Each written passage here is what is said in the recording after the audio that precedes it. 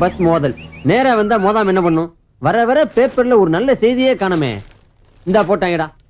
கண்ணீர் அஞ்சலி 22ஆம் ஆண்டு கண்ணீர் அஞ்சலி அமரர் அண்ணாமலை அவர்கள் தோற்றம் மறைவு இப்படிக்கு உற்றார் உறவினர்கள் கிழிஞ்சது.